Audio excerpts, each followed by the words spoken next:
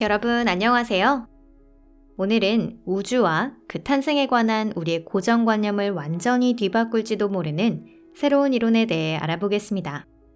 요컨대 우리 우주에는 쌍둥이 형제가 있다는 뜻인데요. 이론은 여러분들의 머리를 혼란스럽게 만들지도 모릅니다. 여러분, 이곳은 토픽입니다. 흥미가 가시나요? 그럼 바로 시작해 보도록 하죠.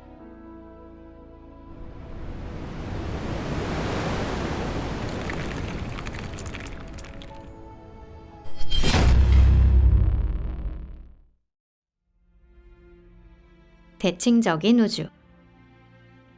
이번에 소개하는 것은 과학자에 의해 바로 최근에 재창된 이론으로 암흑물질의 수수께끼를 비롯한 현대 우주론이 안고 있는 몇 개의 문제를 쌍둥이 우주라는 가설로 해결하려는 시도입니다. 쌍둥이 우주는 우리 우주와 흡사한 모습을 하고 있지만 우리 우주와는 달리 시간이 거꾸로 가고 있습니다. 어떻게 그럴 수 있을까요? 그리고 우리 모두에게 어떤 의미가 있을까요? 이것은 우리 우주관의 근간과 관련된 모든 문제와 마찬가지로 매우 복잡한 사고방식입니다. 알기 쉽게 설명하기 위해서는 조금 오해해서 어떤 중요한 개념을 먼저 설명해야 하는데요. 바로 CPT 불변성 또는 CPT 대칭성이라고 불리는 개념입니다.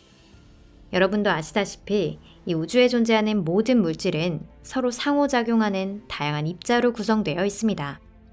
모든 입자가 C라는 글자로 표시되는 일정한 전하를 띠고 있습니다. 상호작용에 관여하는 입자의 전하를 모두 반대로 해도 상호작용 자체는 변화하지 않습니다. 예를 들어 여러분은 나트륨과 물이 격렬하게 반응하는 것을 보신 적이 있나요? 반물질의 세계에서는 반수소와 반산소로 이루어진 반수와 반나트륨과의 반응이 똑같아 보일 것입니다. 페리티, 피, 시간, t와 같은 파라미터도 마찬가지입니다. 거울에 비추어 봐도 시간을 역행시켜도 상호작용 자체에는 변함이 없습니다. 이 세 가지 법칙을 하나로 묶은 것이 CPT 대칭성입니다.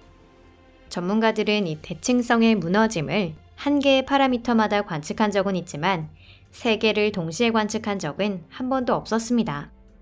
다시 말해 이는 빛의 속도보다 빠르게 이동하는 것은 불가능하다거나 혹은 시간을 역행하는 것은 불가능하다는 것과 마찬가지로 완전 불변한 우주의 기본 법칙인 것입니다.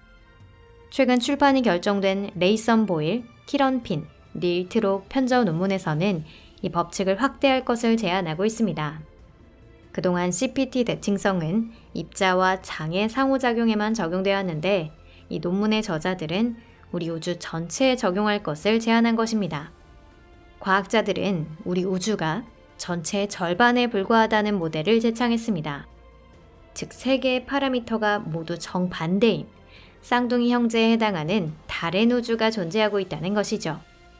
그 우주는 우리 우주의 거울상이며 반물질로 이루어져 있고 시간이 거꾸로 가고 있습니다. 그리고 그 우주에서는 모든 과정이 우리 우주와 똑같이 진행되고 있다고 합니다. 과제와 문제점.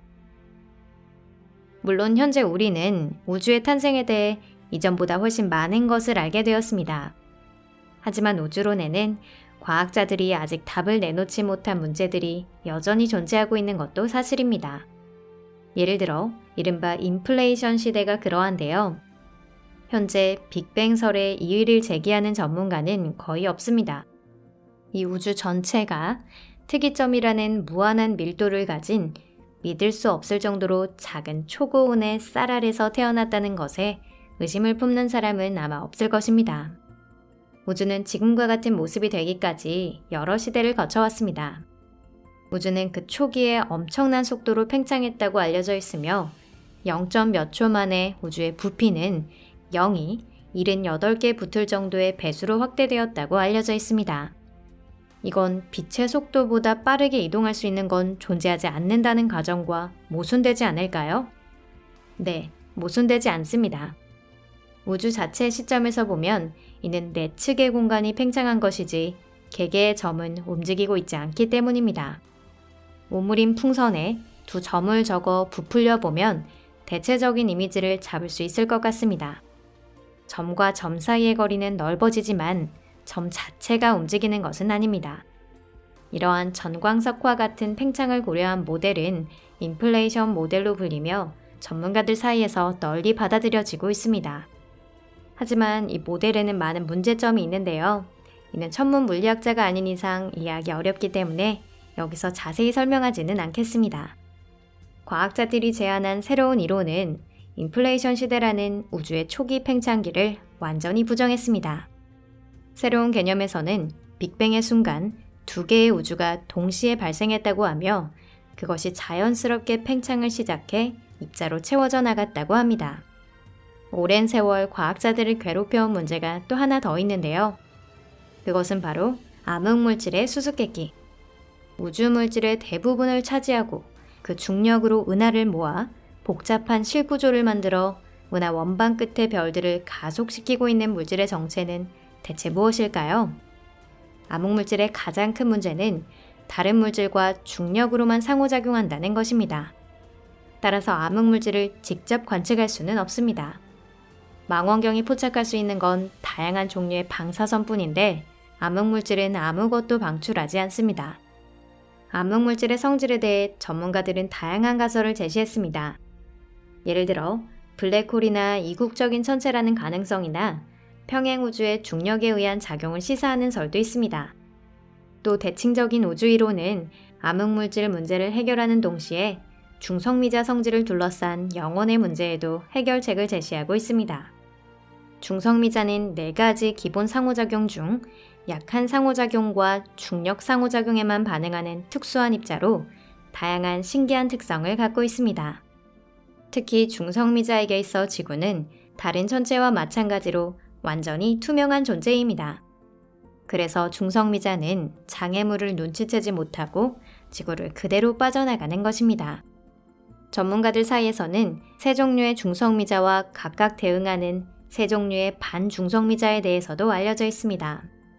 이미 알려진 중성미자는 모두 회전 방향이 왼쪽 방향이고 반중성미자는 오른쪽 방향으로 돌고 있는데요. 반면 다른 입자에서는 왼쪽으로 도는 경우도 있고 오른쪽으로 도는 경우도 있습니다. 즉, 적어도 한 종류에서 오른쪽으로 도는 중성미자와 왼쪽으로 도는 반중성미자가 있어야 하는데 아직까지 그러한 것은 발견되지 않았습니다. 이를 설명하기 위해 다양한 이론이 제창되었지만 대칭적인 우주라는 생각에 따르면 우주에 존재하는 모든 입자에는 회전 방향을 포함한 모든 파라미터에서 대극이 존재한다는 전제가 있어야 합니다.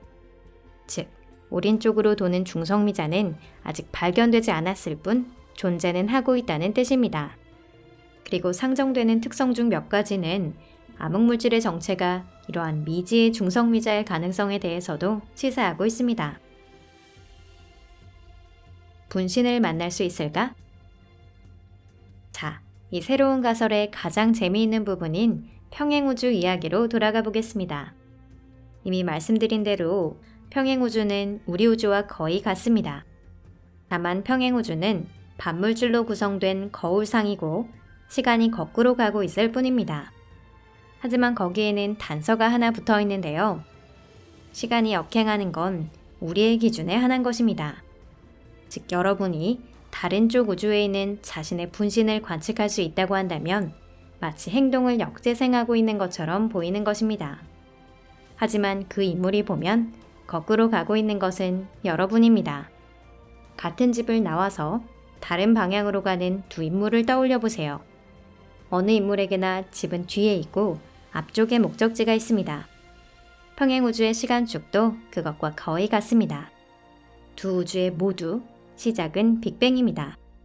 우리가 볼 때 평행우주는 빅뱅보다 과거에 존재하지만 평행우주에게도 그것은 마찬가지입니다. 즉, 평행우주에게 우리는 과거의 존재인 것이죠. 이것으로 이번 영상은 종료입니다. 여러분, 끝까지 시청해주셔서 감사합니다. 좀처럼 상상하기 어려운 이야기였기에 쉬운 예를 들어서 이야기해보았는데요. 다만 아까 예에서 나온 사람들의 경우 공간을 이동하고 있기 때문에 돌아갈 수도 있습니다. 반면 시간은 공간과 달리 불가역이기 때문에 우리가 빅뱅을 들여다볼 수는 없습니다. 그렇기 때문에 만약 여러분의 분신이 존재한다고 해도 절대로 만날 일은 없는 것입니다. 슬프지만 그것이 사실입니다. 하지만 실망하실 필요는 없어요.